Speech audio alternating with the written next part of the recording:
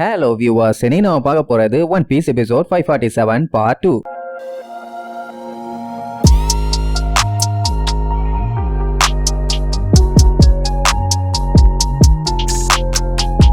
Open பண்ணா போன பாட்டுல குயின் இறந்து அதுக்கப்புறம் இறுதி அஞ்சலி எல்லாம் செலுத்தினாங்கல்ல. ஆனா மறுபடியும் பிரின்சஸ் எல்லாம் என்ன சொன்னாங்க, கண்டிப்பா எங்க அம்மாவோட ஆசையை நாங்க நிறைவேற்றுவோம், அது இன்னைக்கு இல்லைனாலும் என்னைக்காச்சும் ஒரு நாள் நிறைவேறுங்கிற மாதிரி சொல்லி இன்னுமே அந்த ஓட்டிங்க நடத்திட்டு தான் இருக்கானுங்க. இப்படித்தான் 16 வருஷத்துக்கு முன்னாடி பஞ்சாயத்து ஆகி பெரியவர் ஃபிஷர் டைகரும் இறந்தாரு, குயின் ஒட்டஹிமேவும் இறந்தாங்க. ஏன் ஃபிஷ்மேன் பைரட்ஸுக்கும் அதான் ஒரு ஆரம்பமாவும் இருந்துச்சு. ஆக்சுவலா அர்லாங்க நம்ம ஜிம்பைக்கு தம்பி மாதிரி. அந்த லூசு பையன் நமியோட டவுனுக்கு இந்த மாதிரி ஒரு கொடுமை பண்ணுவான்னு கொஞ்சம் கூட இவன் எதிர்பார்க்கவே இல்லை. அவன் அந்த மாதிரி எல்லாம் பண்றான்னு தெரிஞ்சா இவங்க எந்த இடமா இருந்தாலும் சரி அங்க போய் அவனை தடுப்பாங்க. ஆனா அர்லாங்க உசாரா என்ன பண்ணிட்டான், அந்த ஏரியாவை சுத்தி இருந்த நேவி சோல்ஜர்ஸ் எல்லாத்துக்குமே காசை கொடுத்து அவங்க எல்லாத்தையுமே கரெக்ட் பண்ணி வச்சுக்கிட்டான். என்னன்னா அவன் பண்ற கொடுமை எல்லாத்தையுமே வெளியே தெரியாம பாத்துக்கிறதுக்காக. இவன் நேவி ஆளுகளுக்குமே தெரியல, ஏன்னா அந்த ஏரியாவை சேர்ந்த மெரைன் ஆளுகளை தானே அவன் கரெக்ட் பண்ணி வச்சுக்கிட்டான். அதான் அடிக்கடி அவன் கிட்ட வந்து பணம் வாங்கிட்டு போவாங்களே, அது எல்லாமே இதுக்காக தான். அவங்க எல்லாத்தையுமே அவன் கஷ்டப்படுத்தி இருக்கான்னா இது எல்லாமே எங்களோட தப்பு தான், என்ன மன்னிச்சிருன்னு சொல்லி ஜிம்பை அங்கேயே மண்டி போட்டு மன்னிப்பு கேட்பான். ஏன்னா இந்த மாதிரி பஞ்சாயத்துக்கு இவனுமே ரெஸ்பான்சிபிள் தானே. ஆனா இது எல்லாத்தையுமே கேட்ட சஞ்சி,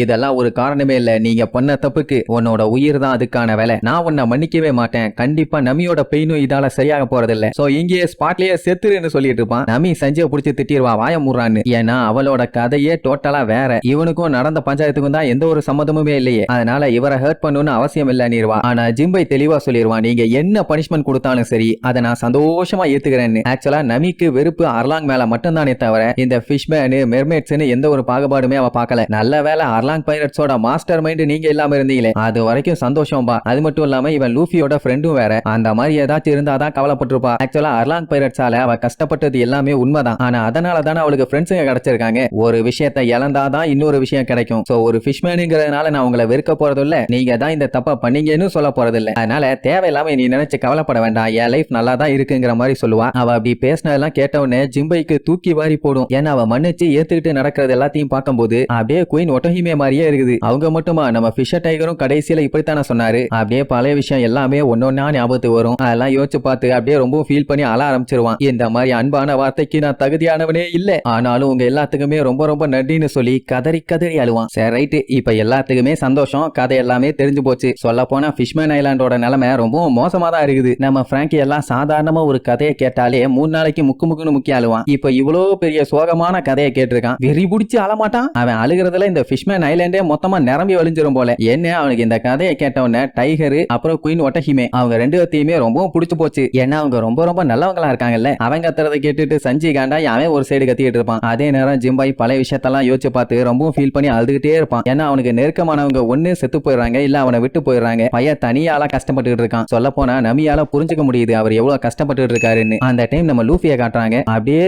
நின்னுட்டு இருந்தவன் பொத்துன்னு சரிஞ்சு விழுவான். ஐயோ என்னாச்சு என்னாச்சுன்னு எல்லாம் பதறுவாங்க. பார்த்தா பையன் தூங்கிட்டு இருக்கான். சஞ்சி வந்து வாயிலேயே ஒரு மிதிய போட்டு ஏந்துறான். கொய்யால எவ்வளவு பெரிய ஒரு காவிய கதையே போயிருக்குது, அதையெல்லாம் கண்டுக்காம தூங்கிட்டு இருக்கேன்னு சொல்லி திட்டும் போது எந்திரிச்சு ஜிம்பைய பாப்பான் பயங்கரமா அழுதுட்டு இருப்பானா. ஐயோ என்னாச்சு ஏன் அழுதுட்டு இருக்கேன்னு கேட்டா நான் எங்க அழுதேன், கண்ணு வேர்க்குதுன்னு சொல்லி சமாளிப்பான். மத்தவங்க எல்லாத்தையுமே பார்க்கும்போது சந்தோஷமா தான் இருக்காங்க. சரி இப்ப என்ன கெட்டு போச்சு, விட்ட கதையில இருந்து கண்டினியூ பண்ணுவோன்னு. ஏப்பா ஜிம்பையே, நம்ம கோலையோட அம்மா குயின் திருடனை போய் பிடிச்சான் இல்லையா, அதுக்கப்புறம் என்ன பண்ணாங்கன்னு கேட்பான். கொக்கா மக்கா, அப்ப லூஃபி எங்க எந்த இடத்துல தூங்கி இருக்கான் பாத்தீங்களா, கதைய ஆரம்பிக்கும் போதே தூங்கிட்டான். அட வீணா போனவனே, ஏதோ கதையோட கிளைமேக்ஸ கேட்காத மாதிரி பேசிட்டு இருக்க, நீ கதையவே கேட்கலையாடான்னு சஞ்சி வச்சு செய்வான். அப்ப நம்ம நமி நீ தானே ஷிரகோஷின்னு சொல்லி அவகிட்ட போய் பேசுவாளா. அவ பார்த்தா அழுதுட்டு இருப்பா. என்னன்னா அவங்க அம்மாவோட ஞாபகங்கள் எல்லாம் வந்துருச்சாமா. கதையை கேட்கும் போதே நல்லா தெரியுது எந்த அளவுக்கு அவங்க நல்லவங்கன்னு. அதுக்கப்புறம் என்ன மாத்தி மாத்தி இன்ட்ரோடியூஸ் ஆயிக்குவாங்க. ஷிரகோஷிக்கு நமி கூட பேசுறதுக்கு ரொம்பவே கம்ஃபர்டபுளா இருக்குதாமா. அந்த டைம் நம்ம ஜிம்பை, நான் ரொம்ப நேரமா கதை சொல்லிட்டேன், யூகு பேலஸ்ல இப்ப யார் இருக்கா என்ன நடந்துட்டு இருக்குதுன்னு கேட்பான். வேற யார் இருக்கா, ஹோடியும் அவனோட குரூவும் பேலஸ்குள்ள என்ட்ரு ஆகி சோல்ஜர்ஸையும் கிங்கையும் லாக் பண்ணிட்டானுங்க. எப்ப வேணாலும் மட்டும் பண்ணலாம். ஆனா ஒரு நல்ல விஷயம் என்னன்னா உள்ளுக்குள்ள நம்மளுக்கு இருக்கானுங்க. ஆனா அவங்களுக்கு என்னாச்சு ஏதாச்சுன்னு இன்னும் தெரியல. இப்போதைக்கு இவ்வளவுதான் மேட்டர் தெரியும். அச்சி அடிச்சு சொல்லுவான். அந்த ஹோடி மட்டும் பேலஸ கம்ப்ளீட்டா அவன் கண்ட்ரோல்ல எடுத்துட்டான்னா இந்த மொத்த கண்ட்ரிக்குமே பெரிய ஆபத்து இருக்குதுன்னு. அவன் பிளான் என்னன்னே தெரியலையே. ஜிம்பைக்கு அவன் ஆர்மில இருந்து ரிட்டையர் ஆனதுக்கு அப்புறம் ஃபிஷ்மேன் டிஸ்ட்ரிக்ட்ல ஏதோ பண்ணிட்டு இருந்தான்னு மட்டும் நல்லா தெரியும். ஆனா என்னன்னு சரியா நோட் பண்ணல. இப்ப பஞ்சாயத்து என்னன்னா அந்த ஹோடி அர்லாங்குக்கு மேல ஹியூமன்ஸை வெறுக்கிறவன். இவனுக்கும் அர்லாங்குக்கும் ஒரே ஒரு டிஃபரன்ஸ் மட்டும் தான். என்னன்னா அர்லாங்கு ஹியூமன்ஸை ஹர்ட் பண்ணுவானே தவிர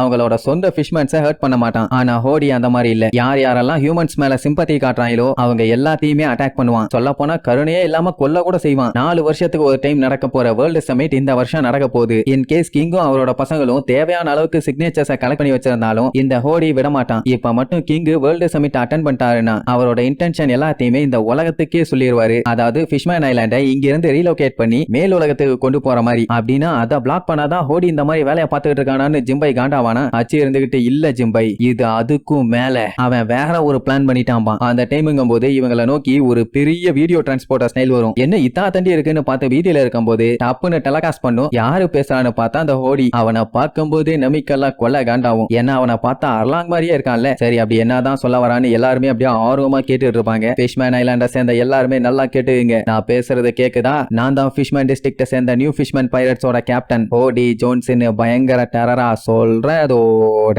இந்த எபிசோடுக்கு எண்டு கார்டு போட்டு முடிக்கிறாங்க.